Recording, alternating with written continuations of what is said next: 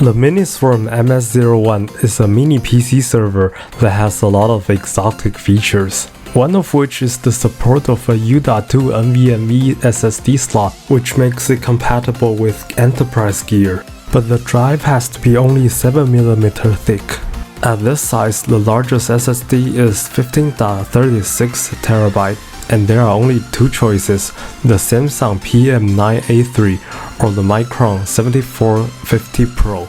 I found a second-hand PM9A3 that is 50% off of MSRP, so I pulled the trigger. The installation is super easy thanks to the included adapter. Since this is a used drive, first thing to check is how much life it has left. The PM9A3 is rated at 1 drive write per day, which translates to about 28,000 terabytes of total lifetime write. This particular unit already has about 500 terabytes written. Now assuming the smart data hasn't been reset, which is a real risk with used drive by the way, this used drive only used up less than 2% of its life. So for less than half of the price of a new one, I got one with the condition that's like new.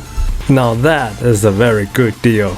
On to performance testing. The spec says its sequential read is around 6800 Mbps and sequential write is around 4000 Mbps.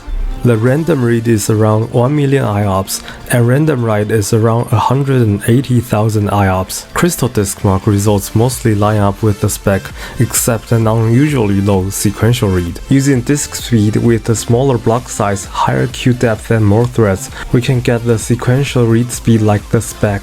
As for the seemingly unusually high random write, it is actually expected because the spec is rated as steady-state performance instead of bursts. Finally onto thermal performance. Putting an enterprise server drive in a mini PC almost certainly guarantees throttling, but I still want to test it. For a realistic setup, I used Diskbench to copy a 500 gig folder of randomly generated files. But it wasn't able to stress it enough, which was likely due to the bottleneck by my source drive. I then used disk speed to run a 15-minute stress test with peak write speed, and after 3 minutes and 45 seconds, it throttled with the NAND temperature at 76 degrees and the controller temperature at 86 degrees. The write speed dropped to almost half and kept at that rate for the remainder of the 15 minutes. Honestly, in my opinion, that's a pretty good performance. On the other hand, although Storage Review gave